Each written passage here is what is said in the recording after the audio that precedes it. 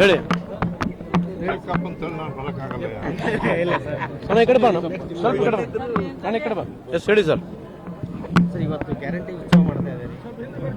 ಎಷ್ಟರ ಮಟ್ಟಿಗೆ ಸಕ್ಸಸ್ ಆಗಿದೆ ಮತ್ತು ಕೆಲವೊಂದು ಆರೋಪಗಳು ಕೂಡ ಬಿಜೆಪಿ ಅವರು ಮಾಡಿದ್ರು. ಏನಂತ? ಇದು ಗೃಹಲಕ್ಷ್ಮಿ ಅಮೌಂಟ್ ಕೂಡ ಕೆಲವು 2 ತಿಂಗಳು ಬಂದಿಲ್ಲ ಅಂತ ಅದಕ್ಕೆ ಲೆಕ್ಕ ಕೇಳಿದ್ರು. ಆಯ್ತು ರೀ, 15 ಲಕ್ಷ ರೂಪಾಯಿ ಇವ್ರು ಕೊಟ್ಟಾರ ಇಲ್ಲಿವರೆಗೆ. ಇವ್ರ ಕತೆ ಹೇಳ್ತಾರಲ್ಲ ಇವರು. ನಮ್ದು ಎರಡೇ ತಿಂಗಳ ಕೊಟ್ಟಲಿಕ್ಕೆ ಇಷ್ಟು ಮಾತಾಡ್ತಾರೆ. 15 ಲಕ್ಷ ಕೊಡ್ತೀವಿ ಅಂತ ಎದೆ ಬಡ್ಕೊಂಡು ತಿರುಗಾಡ್ತಾರೆ ಇಡೀ ದೇಶ. ಇವರಿಗೇನನ್ನ ಕೇಳೋಕೆ ಅರ್ಹತೆ ಇದೆಯಾ? 2 ತಿಂಗಳ ಕೊಟ್ಟಿಲ್ಲ. ಸದನದಲ್ಲಿ ಮುಖ್ಯಮಂತ್ರಿನೂ ಅದಕ್ಕೆ ಉತ್ತರ ಕೊಟ್ಟಿದ್ದಾರೆ ಸಮರ್ಪಕವಾಗಿ. 26 ತಿಂಗಳಲ್ಲಿ, 25 ತಿಂಗಳಲ್ಲಿ, 23 ತಿಂಗಳು ಕೊಟ್ಟಿದ್ದೀವಿ. 2 ತಿಂಗಳ ಕೊಟ್ಟಿದ್ದಕ್ಕೆ ಇಷ್ಟು ಭಾಳ ಕಾಜಿದೆ ಅವರಿಗೆ. ಈ ಎಲೆಕ್ಷನ್ಗೋಸ್ಕರ ಇವ್ರು ದುಡ್ಡು ಕೊಡ್ತಾ ಇದಾರಲ್ಲ ಬೇರೆ ರಾಜ್ಯಗಳಲ್ಲಿ. ಇವ್ರಿಗೆ ನೈತಿಕತೆ ಇದರ ಬಗ್ಗೆ ಕೇಳಲಿಕ್ಕೆ?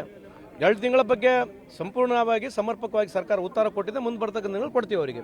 ಈಗ ವಿಜಯನಗರದಲ್ಲಿ ಓಂ ಶಕ್ತಿ ದೇವಿ ಉತ್ಸವ ನಡೀತಾ ಇತ್ತು. ಅದರಲ್ಲಿ ಅಣ್ಣೆಕೊಮ್ಮಿನ ಜನರು ಕಲ್ಲೆಸೆದಿದ್ದಾರೆ. ಅಲ್ಲಿ ಯಾರು ಎಸ್ತಿದ್ದಾರೆ ಪತ್ತೆ ಹಚ್ಚುತ್ತದಲ್ಲ ಸರ್ಕಾರ.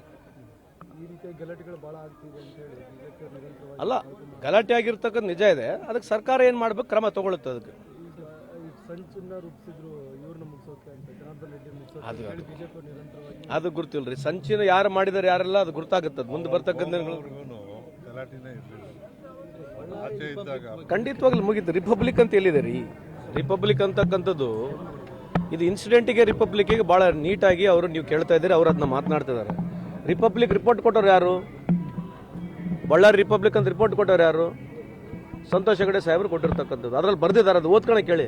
What you mean by republic ಅನ್ನೋದು ಬರ್ದಿತ್ತು ಹೇಳಿ. ಇನ್ಸಿಡೆಂಟ್ ಆಗಿರ್ತಕ್ಕಂಥದ್ದು ನಮ್ಮೆಲ್ಲರದ್ದು ನಾನು ಒಪ್ಕೊಳ್ಳಲ್ಲ. ಅದು ಇನ್ಸಿಡೆಂಟಲ್ಲಿ ಯಾರು ತಪ್ಪಿದೇನಿಲ್ಲ. ಈಗ ಹೇಳಿದ್ರಲ್ಲ ನಮ್ಮ ರೇವಣ್ಣ ಸಾಹೇಬರು, ಅದು ತನಿಖೆ ನಡೀತಾ ಇದೆ. ತನಿಖೆ ಬಂದ್ಮೇಲೆ ಗೊತ್ತಾಗುತ್ತೆ. ಗನ್ಗಳನ್ನೆಲ್ಲ ತಗೊಂಡು ಸರ್ ಡೈರೆಕ್ಟ್ ಆಗಿ ಮನೆಗೆ ಶೂಟ್ ಮಾಡುವಂತ ವಿಚಾರ. ಅದೇ ರೀ, ಯಾರೇ ಮಾಡಿದ್ರು ಆ ಥರ ಇನ್ಸಿಡೆಂಟ್ನ ನಾನಂತೂ ಅದನ್ನ ಒಪ್ಪೋದಿಲ್ಲ. ನಮ್ಮ ಸರ್ಕಾರನೂ ಒಪ್ಪೋದಿಲ್ಲ.